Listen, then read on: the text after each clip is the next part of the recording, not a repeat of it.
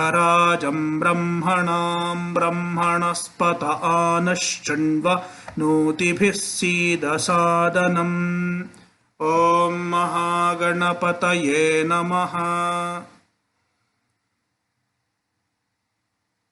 सरस्वती नमस्तुभ्यं वरदे कामरूपिणि विद्यारम्भं करिष्यामि सिद्धिर्भवतु मे सदा।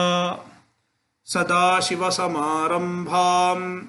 शङ्कराचार्यमध्यमाम् अस्मदाचार्यपर्यन्तां वन्दे गुरुपरम्पराम्। श्रुतिस्मृतिपुराणानाम् आलयं करुणालयं नमामि भगवत्पादं शङ्करं लोकशङ्करम्। शङ्करं शङ्कराचार्यं केशवं बादरायणं सूत्रभाष्यकृतौ वन्दे भगवन्तौ पुनः पुनः। ईश्वरो गुरुरात्मेति मूर्तिभेदविभागिने व्योमवद्व्याप्तदेहाय दक्षिणामूर्तये नमः। ॐ सहना भवतु सहनौ भुनक्तु सह वीर्यङ्करवावहै तेजस्विनावधीतमस्तु मा विद्विषावहै। ॐ शान्तिः शान्तिः शान्तिः। भद्रं कर्णेभिः शृणुयाम देवाः भद्रं पश्येमाक्षभिर्यजत्राः स्थिरैरङ्गैस्तुष्टुवागुंसस्तनूभिः व्यशेम देवहितं यदायुः।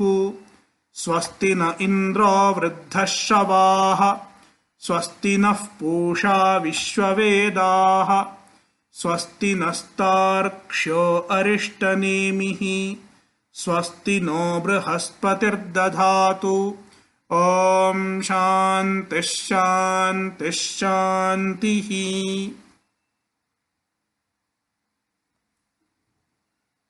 कृष्ण कृष्ण कृष्ण कृष्ण कृष्ण।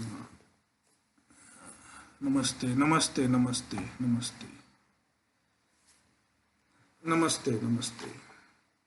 कैवल्योपनिषद या नमस्ते नमस्ते to all. Kaivalya Upanishad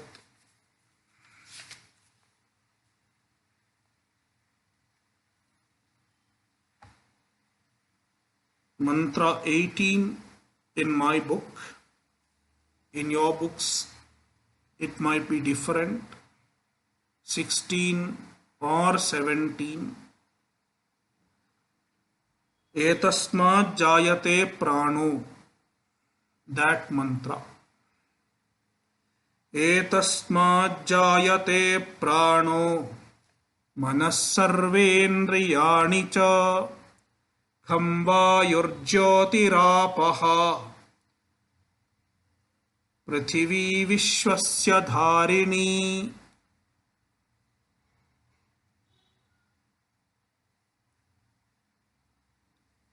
This mantra is talking about Srshti, creation.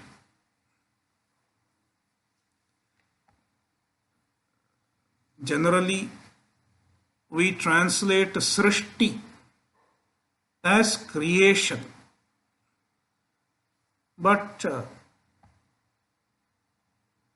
the word creation does not really convey the idea properly,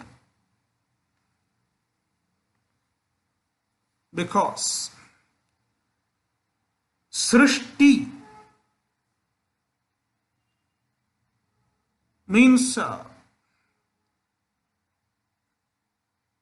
projection of something which already exists.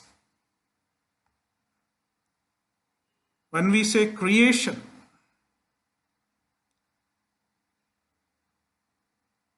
it is bringing into being something which did not exist before.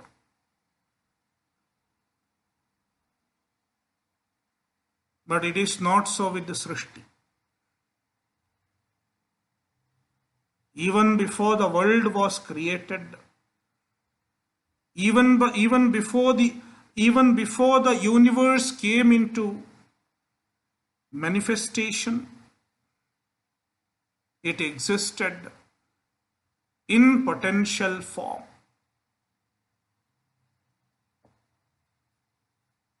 In unmanifest form.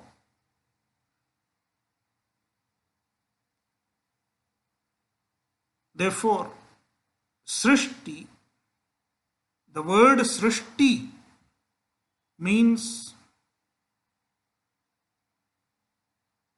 manifestation of the universe, which already existed in an unmanifest form. Before Srshti, everything existed in avyakrita, unmanifest. Then the manifestation happens. That is what we call Srshti.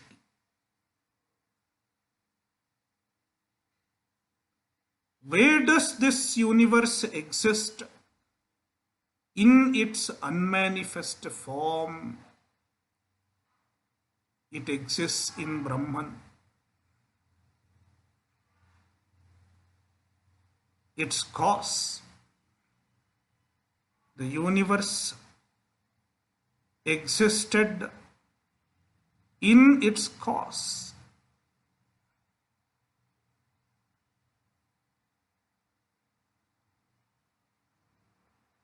And from the cause, the effect manifests.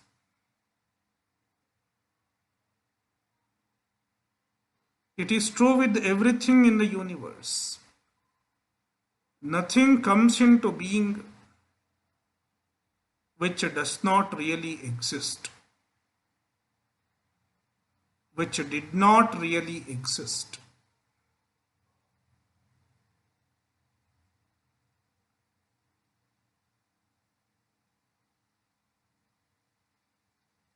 If a pot is made, the pot existed in clay, in potential form.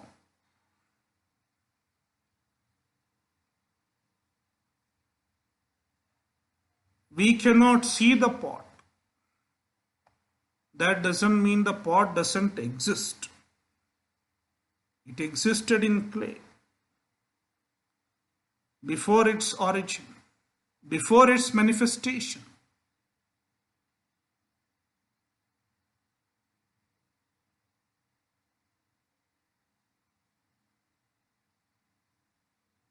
And then the potter brings it out into manifestation.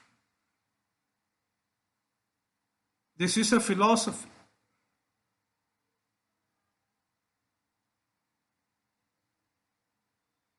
And there is a lot of discussion about this in Indian philosophy. It is called Satkaryavada. Satkaryavada.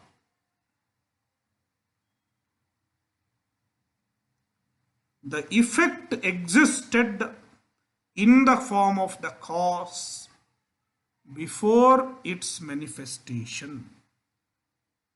That is the philosophy. And a lot of discussion has gone into this. There are so many logics to establish this. Likewise, the universe existed in Brahman before its origin. Then the whole universe manifests. The avyakrita becomes a vyakrita. The unmanifest becomes manifest. That is what we call Srshti. That is how our understanding of Srshti is different from creation, as it is understood in the Western discourse.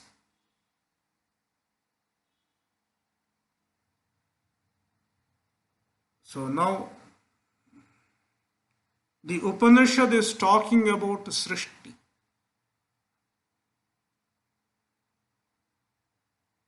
The manifestation of the universe from Brahman. Etasmat. From this. This refers to Brahman. Atma. Atma is Brahman. Already we have seen how Atma is Brahman. Atma means your Swarupa, your true self. Satchidananda, Ananta. And that is Brahman.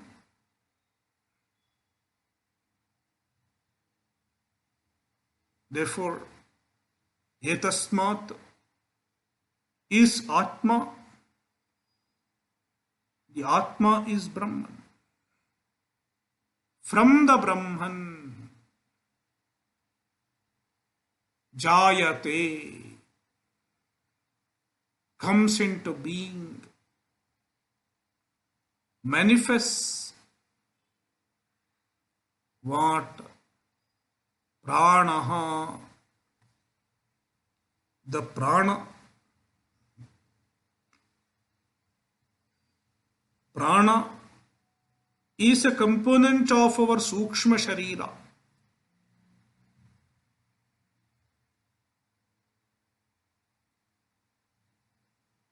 It is responsible for all the physiological functionings of our body. We cannot see prana, but we see the functions of prana. Respiration, digestion, circulation, all these are happening because of prana. If heart is beating, it means prana is functioning in the body. If prana stops functioning, heart will stop beating.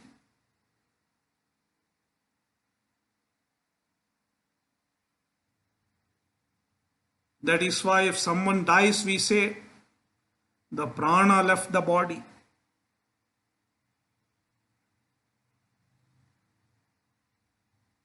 When the prana leaves the body does not function anymore.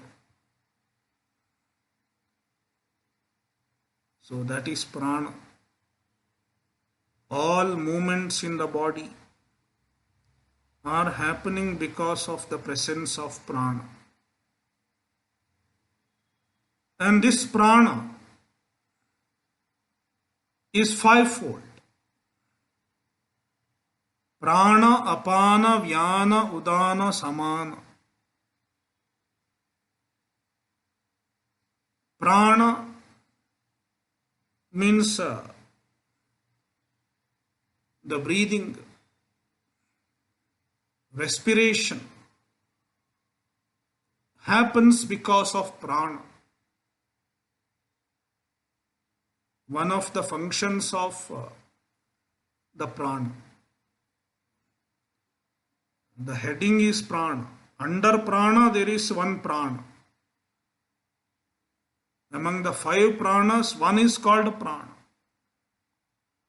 It is like The father has 5 children, and the first child is called with the same name as the father. It happens sometimes. The father is also George Bush. Son is also George Bush.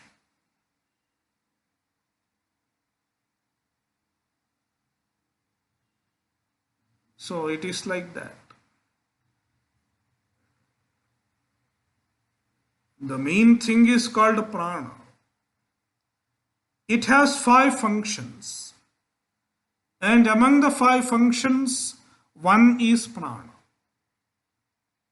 Another is apana.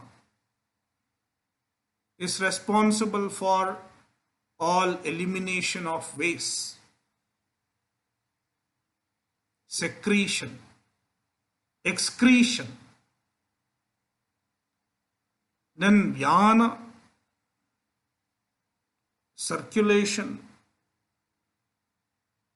Vyana is the function of circulation, the blood circulation. Udana and samana. Let me first take up samana. Samana is responsible for digestion. And udana is responsible for leaving the body.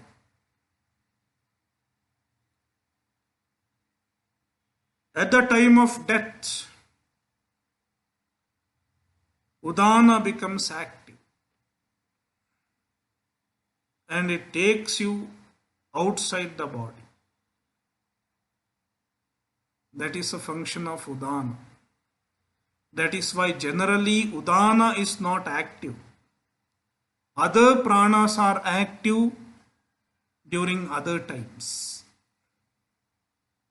But during death, other pranas stop functioning. Udana works. And udana takes the person outside the body.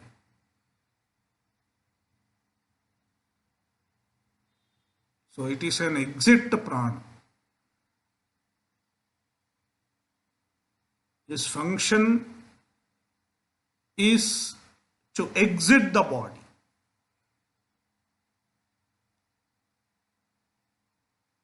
So these are 5 pranas and they originate from Brahman.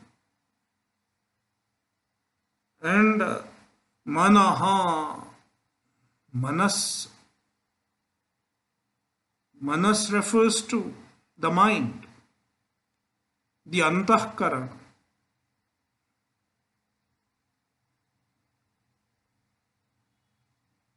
It is the instrument of thinking, reasoning, cognition, etc. Sarvendriyani cha, and all senses.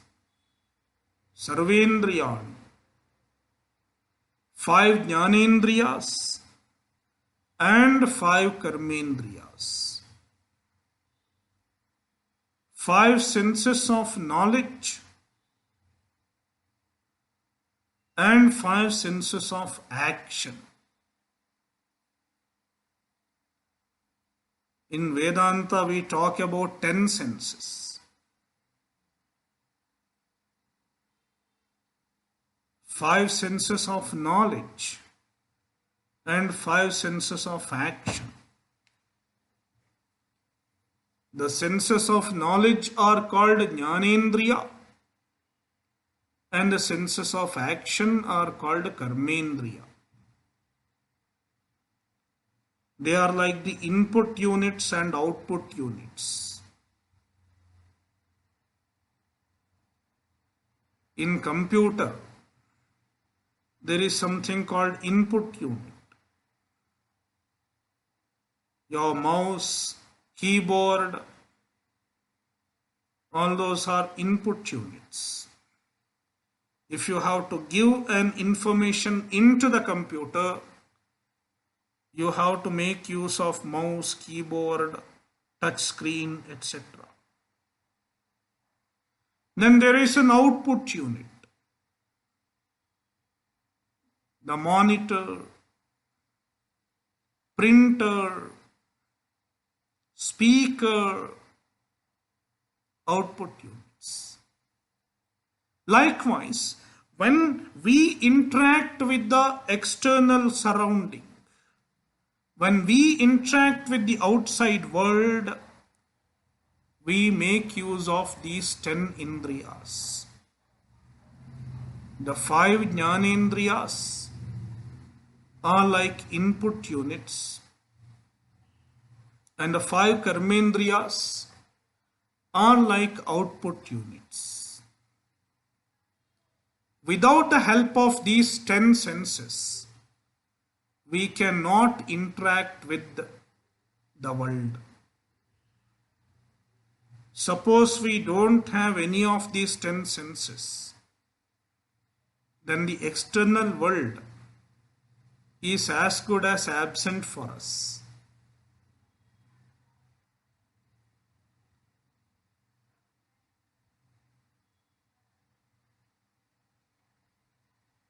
Sarvendriyani cha. So these pranaha, manaha, sarvendriyani, all these together constitute our sukshma sharira.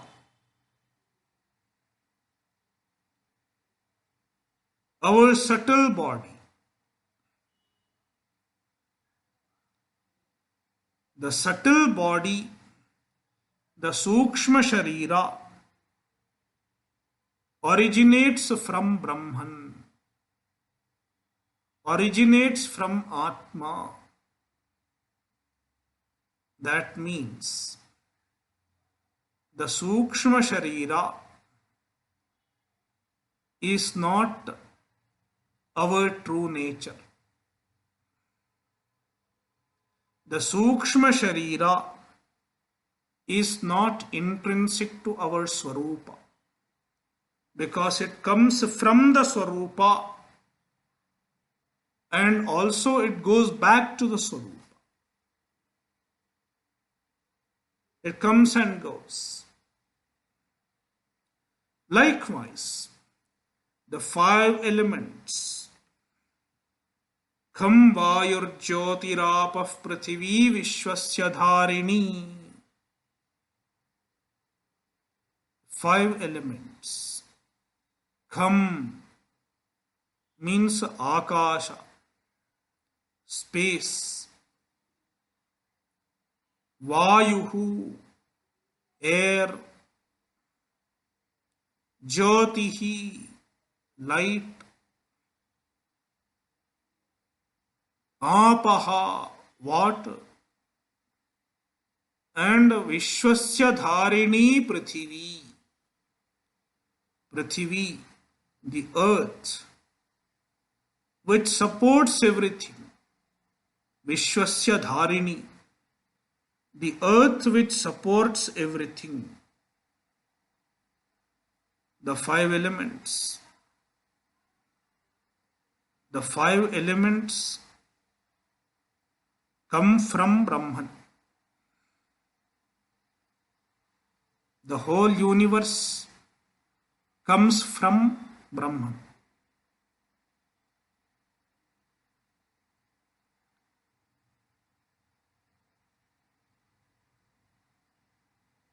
There are many prakriyas in Vedanta. We use the word prakriya.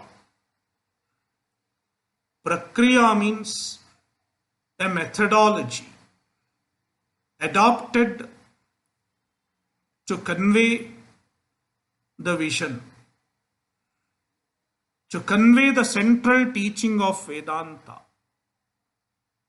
We adopt some methodology of teaching. It is called Prakriya. there are many prakriyas.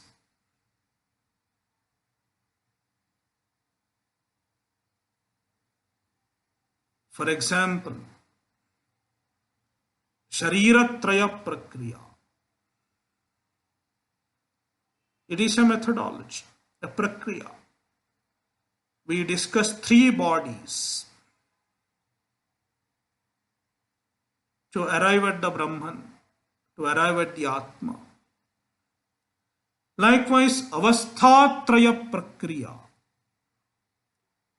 We discuss the 3 avasthas to arrive at the Brahman. Drigdrishya Viveka Prakriya. It is another Prakriya. We talk about Drik and Drishya, object and subject, seen and seer. It is another methodology. Likewise, we have Karya-Karana Prakriya. The methodology of Karya-Karana, cause and effect. Karana means cause and Karya means effect. Effect and cause. This methodology is used to arrive at the truth.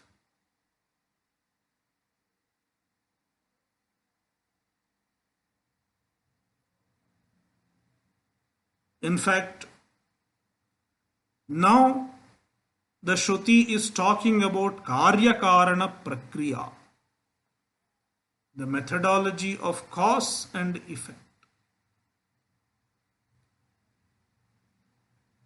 All that the Shruti is aiming at is to arrive at Brahman. And the Shruti has to say, there is only one reality, that is Brahman.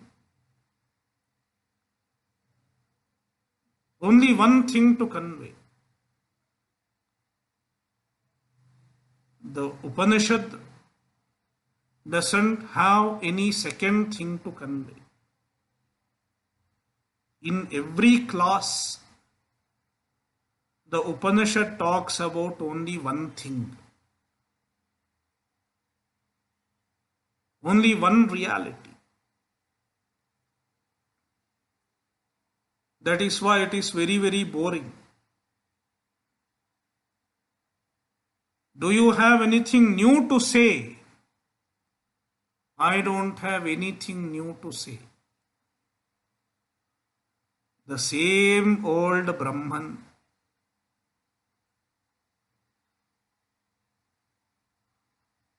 Even about the Brahman, can you say anything new about it? Any new quality of Brahman? There cannot be any new quality of Brahman because Brahman doesn't have any qualities. It is Nirguna. Any new part of Brahman? Not possible. Because Brahman has no parts. That is why Vedanta is very, very boring. Nothing new to say. You have only one thing to talk about. As long as you don't want to know that one, and you don't want to know anything else, Vedanta remains boring. Vedanta becomes interesting when you don't want to know anything else.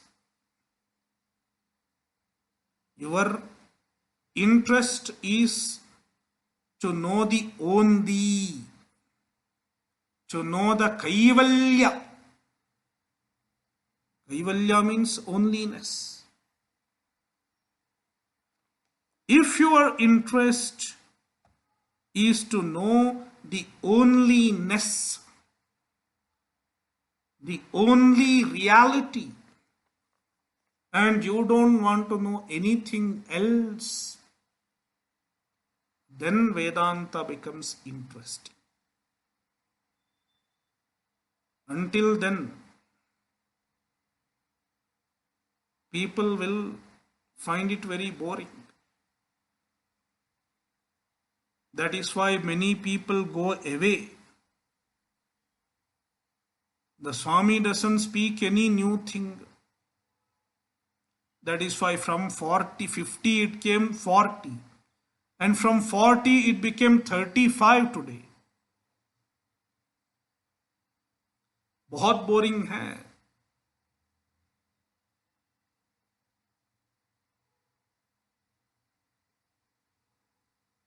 So this is Karya-Karana Prakriya.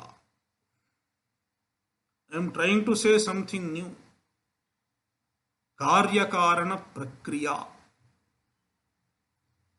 The methodology of cause and effect.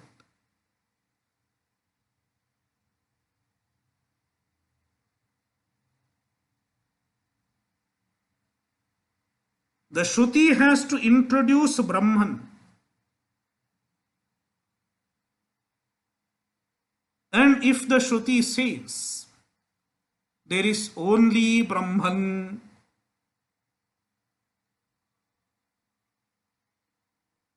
people do not relate to it. Because people don't see Brahman. I don't see Brahman. What do I see?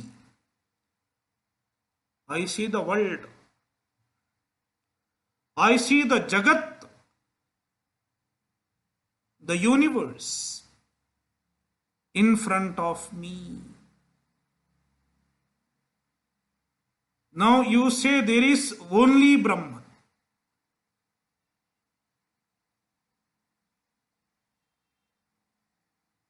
I don't see the Brahman. Therefore, I don't know whether there is a Brahman. And you say only Brahman. Even that doesn't sound proper. Because I see this universe. What about this universe? If there is only Brahman. The student does not relate to this teaching.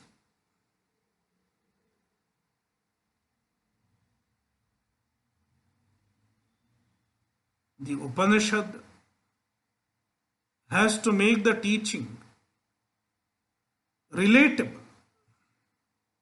The student should be able to relate to the teaching. And the student cannot relate to Brahman directly. The student can relate to the universe, the world in front of him. Therefore, the Shruti employs a methodology, a Prakriya, coming down to the level of the student. The Shruti says,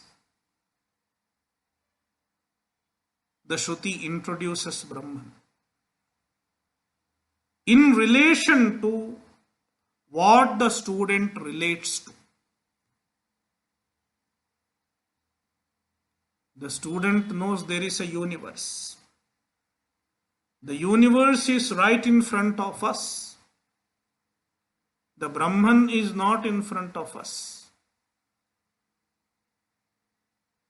The Upanishad says, the universe that you see, what is the cause of the universe?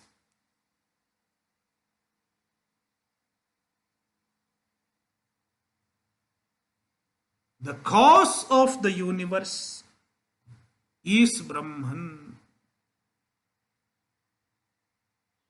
That is how the Shruti introduces Brahman. It is like introducing somebody's father.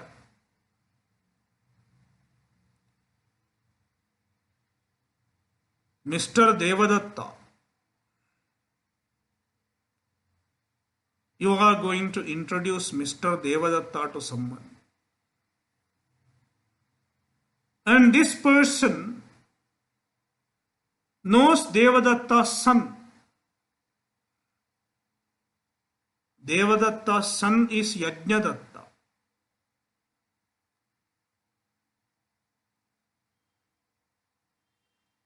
And you introduce Devadatta to this person who knows Devadatta's son very well. But he has not seen Devadatta. Then how will you introduce him? You will say he is Yajnadatta's father.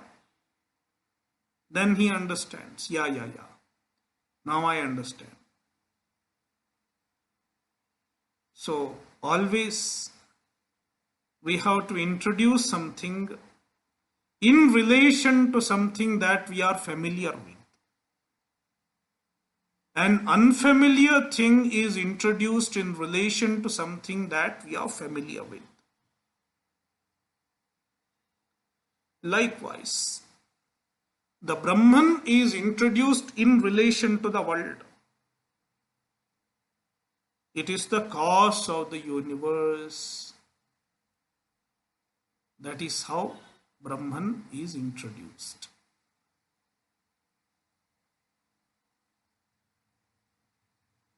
Now, the Shruti goes one step further. Let us inquire into the cause-effect relationship.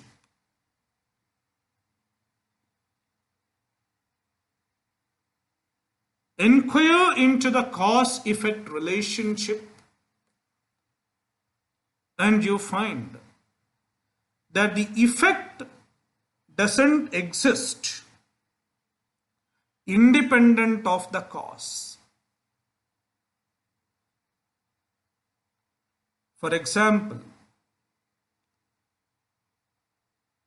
pot does not exist independent of clay.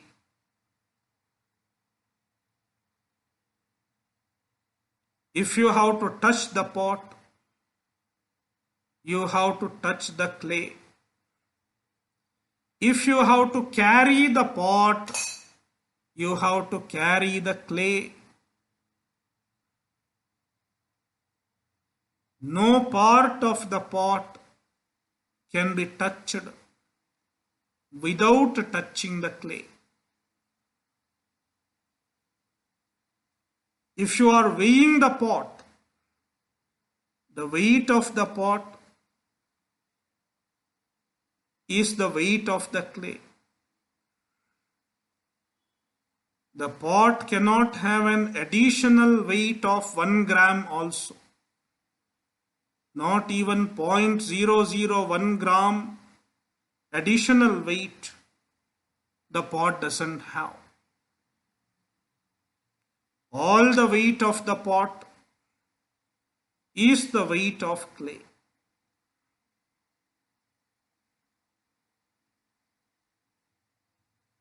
Then where is the existence of pot? What is the existence of pot?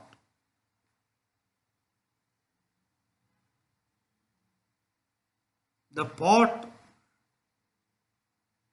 does not have an existence of its own.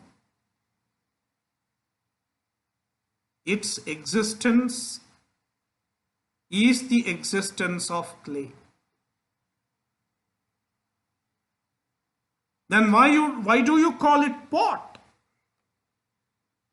We call it pot because it has a particular form. It has a given form. And it has a given functionality. The form and functionality constitutes the meaning of pot. When we say pot, what strikes in our mind? It is the form and functionality. It is called artha, the meaning of the word pot. And we have a shabda, a word, pot. When the clay has a particular form and it has a particular functionality, we use the word pot. When the clay doesn't have a given form and given functionality, we don't use the word pot. Therefore, the pot is nothing but word and meaning, artha and shabda. There is no material called pot. There is no substance called pot.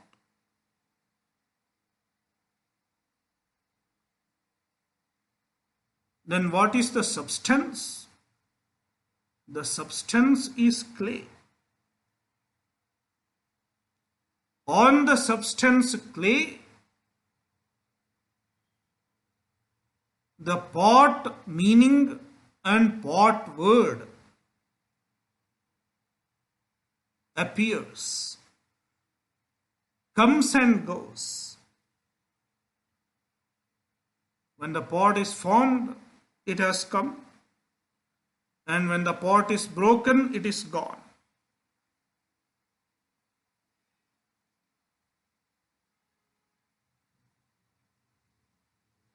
There is no existence of pot other than the functionality, other than the word and meaning.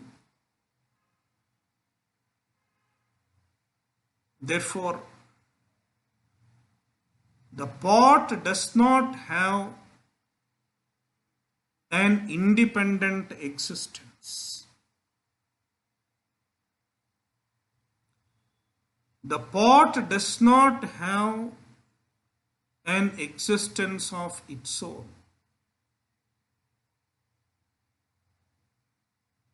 The pot does not have a substance of its own.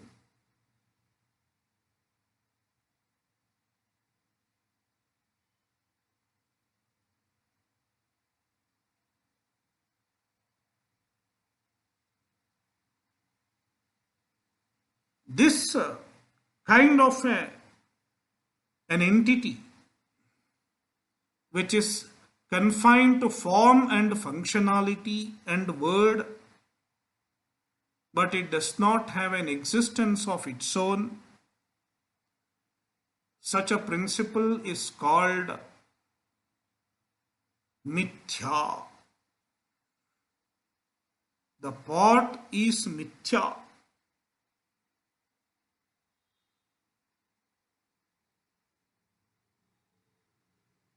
It is word and meaning without substance. Word and meaning without substance is Mithya.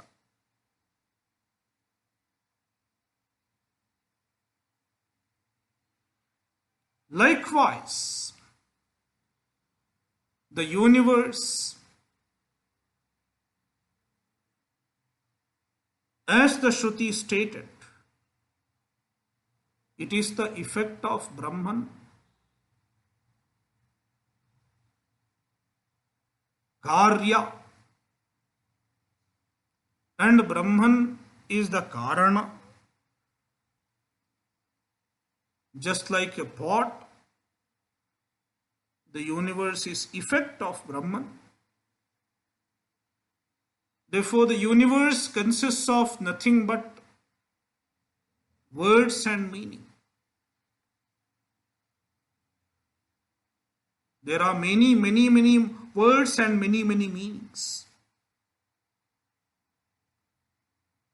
Everything that we see is nothing but word and meaning.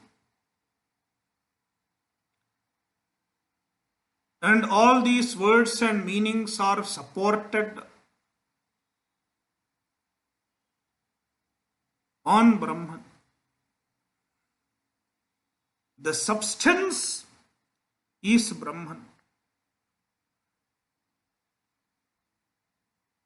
There is no substance of the universe apart from the substance of Brahman.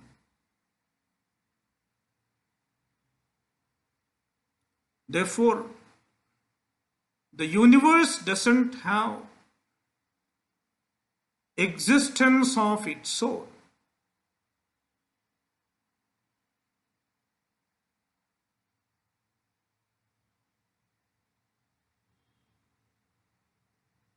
It has an endorsed existence.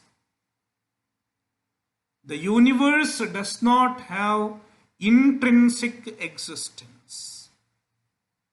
The universe has endorsed existence. It is like our currency.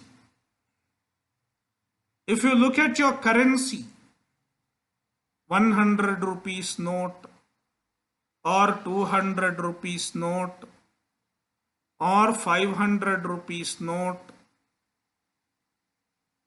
what is the intrinsic value of your currency? Does the currency note has any intrinsic value? The intrinsic value means the value which the currency itself has in its own nature. It is the value of the material of the currency. Reserve Bank of India spends a few paise. I don't know how many paisa, maybe 50 paisa. Maybe less than 1 rupee, I am not very sure. To print your currency note. That is the intrinsic value of your currency. 50 paisa or 25 paisa. You can Google it out how much Reserve Bank of India spends on to print one currency note. That is the intrinsic value. But then how do you get the value 500? How do you get the value 2000? If you look at the note, there is a signature of the governor, Reserve Bank of India. And he has written, I promise to pay the bearer a sum of 2000 rupees. Shashikanta Das, Governor, Reserve Bank of India. You can check your note. That is the endorsement by the government of India. Therefore, the 500 rupees or the 2000 rupees, they have an endorsed value. Endorsed value of 2000 rupees. Endorsed value of 5,500 rupees. It is not the intrinsic value of the currency. It is the endorsed value.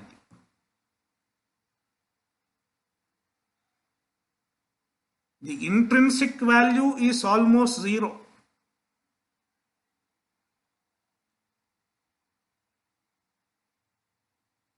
Now you know about demonetization. A few years back, when in 2016 I suppose, they did demonetization. What is demonetization? The endorsement is withdrawn. The endorsement of the currency notes is taken away. It is no more a valid currency. Gone. Its value is gone.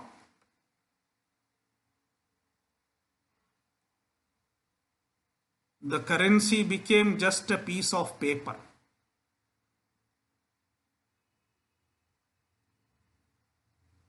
And many people who hoarded the currency, they lost everything.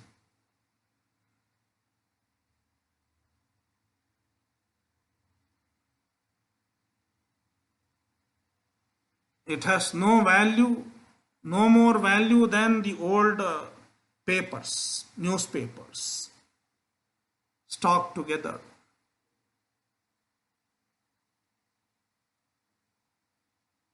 So likewise, this universe doesn't have intrinsic existence. It has endorsed existence. It has existence as long as it is endorsed by Brahman.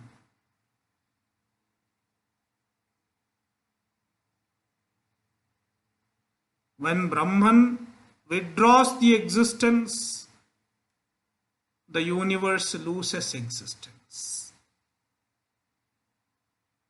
It happens. Whenever anything is broken, that means the existence is withdrawn.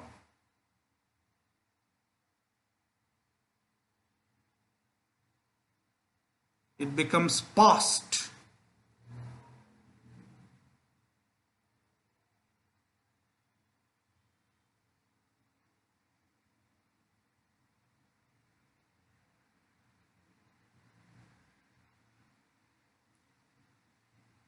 The universe, which has no intrinsic existence, is called Mithya. The universe is Mithya. Then what is Satya? Brahman. Because Brahman's existence is intrinsic. Brahman doesn't have to be endorsed by anything else.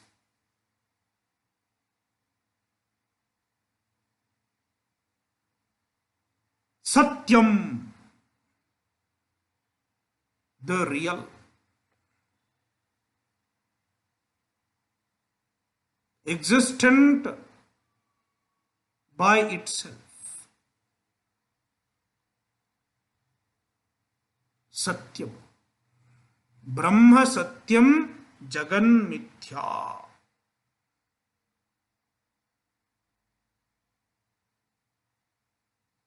The absolute reality is Satyam.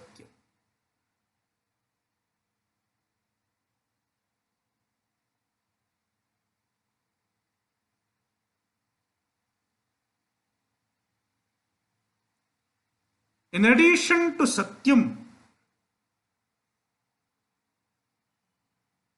the universe doesn't have sentience of its own. There are objects that seem to be sentient in the universe. At least our body,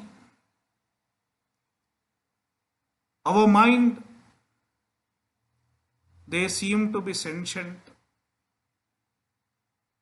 They seem to be having the knowledge, ability to perceive, ability to know. But in fact, the universe is jada. It is insentient. Then what is sentient? The true sentiency is only with the Brahman. Jnanam, sentience, is in Brahman. A part of the universe receives sentiency when it is endorsed by Brahman. Therefore, universe has endorsed sentiency. Just a part, not really all parts of the universe.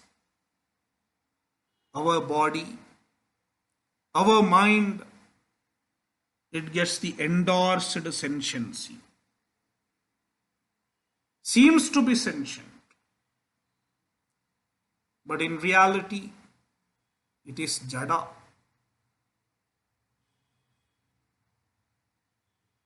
Likewise, ananda, even happiness. The universe seems to have happiness. But where is the source of happiness?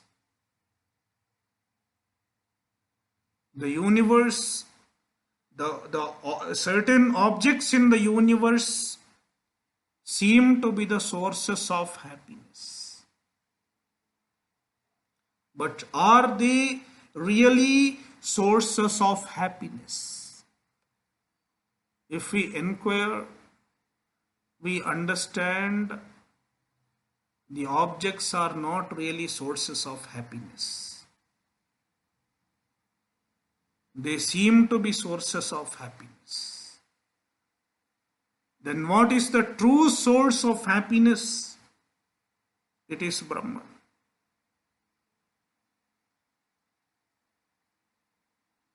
Likewise, even Ananta, the universe is full of limitations. The universe can never bring about limitlessness. The true limitlessness is in Brahman.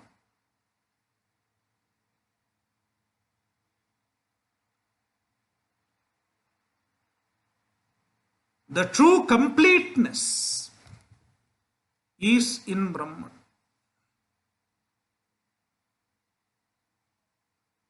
The universe is Mithya, Jada,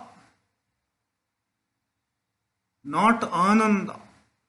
It is Dukkha. The universe is Dukkha.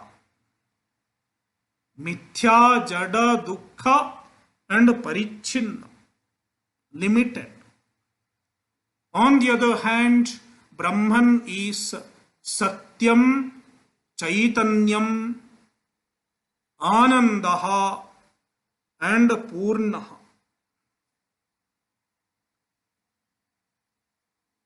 Now what do you seek?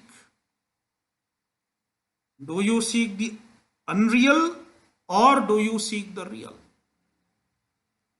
Do you seek the Jada or do you seek the Chaitanya? Do you seek the Dukkha or do you seek the Ananda? Do you seek the limited or do you seek the limitless? Purna. Definitely, you seek the second one. Satya, Chaitanya, Ananda, Purna, which happens to be Brahman. Therefore, all of us seek Brahman.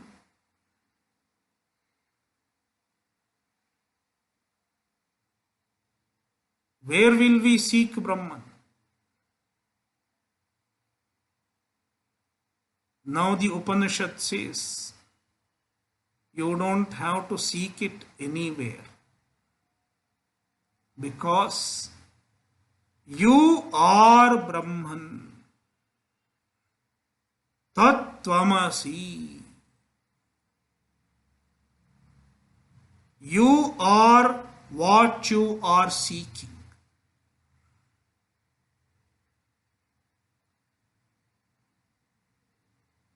The seeker and the sought are one. When you understand this, the seeking stops. You can no longer be a seeker. Vedanta puts an end to all seekings.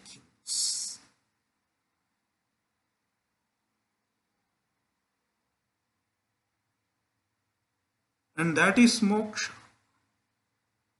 Moksha means you stop seeking anything. You are no longer seeking anything. Cessation from all seekings is moksha.